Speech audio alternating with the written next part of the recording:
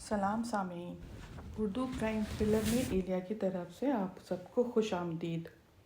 اردو جاسوسی ادب کے اس چینل میں تیسرا بے حد شاندار ناول طوفان کا اغوا منتخب کیا ہے، جس کے 2 پارٹ آلریڈی اپلوڈ ہو چکے ہیں۔ کرنل فریدے اور کیپٹن حمید کا یہ ناقابل فراموش کارنامہ ہے۔ جتنی بار سنیں گے نیا اور دلچسپ لگے گا۔ ویسے یہ خوبی یا میریکل کہیں جناب ابن صفی مرحوم کی تقریباً ہر ناول کی ہوتی ہے، شاندار، دلچسپ اور بار بار پڑھے اور سنے جانے والی۔ اور آپ کا کیا خیال ہے اس بارے میں؟ کامنٹ کر کے بتائیں۔ طوفان کا اغوا پڑھتے ہوئے لگتا ہے جیسے کوئی بے حد دلچسپ قسم کی سائنس فکشن پڑھ رہے ہیں یا کوئی مووی دیکھ رہے ہیں۔ اس میں ایک ایسا طاقتور روبوٹ ہے جو چوراہوں پہ کھڑا ہو کے ٹریفک کنٹرول کر سکتا ہے۔ اس کو بنانے والے ڈاکٹر ہرمین کا دعویٰ تھا کہ اس فولادی سے عوام کی بہت مدد ہو سکتی ہے اور عوام بہت فائدہ اٹھا سکتی ہے۔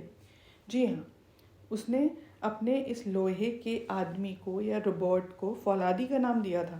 لیکن کیا واقعی فولادی بے ضرر تھا؟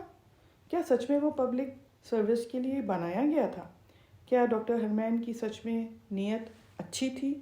واقعی میں وہ کیا کرنا چاہتا تھا؟ ایک بات بتائیں، کیا ایسا ممکن ہو سکتا ہے کہ طوفان کا رخ موڑ کر اس کی سمت بدلی جا سکے؟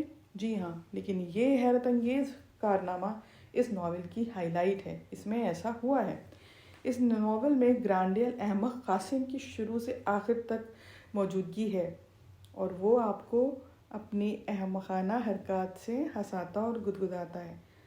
وہ قاسم جو طاقت میں تو اپنا جواب ہی نہیں رکھتا تھا، اتنا لہیم شہیم کہ جہاں جاتا وہاں سب کی توجہ کا مرکز بن جاتا، لیکن بے خوفی اور سدھاپے میں شاید اس کا کوئی ثانی نہ تھا۔ اسی ناول میں نیلم ملتی ہے، جو بعد میں حمید کو بابا اور فریدی کو انکل کہتی تھی۔ نیلم کا کردار بھی بڑا عجیب و غریب سا ہے۔ ایسی لڑکی جو ظالم حالاتوں کی وکٹم ہے، اس کے سینے میں انتقام کی آگ دھڑک رہی تھی، لیکن کیوں؟ کیا وجہ تھی؟ جاننے کے لیے سنیں اور دیکھیں اردو کرائم تھرلر کا یہ تیسرا پیشکش، طوفان کا اغوا۔ اور ہاں، اگر ابھی تک آپ نے ہمارے چینل کو سبسکرائب نہیں کیا ہے تو پلیز سبسکرائب کر لیں اور شیئر اینڈ لائک کریں۔ لائک تو آپ تبھی کریں گے جب آپ کو پسند آئے گا۔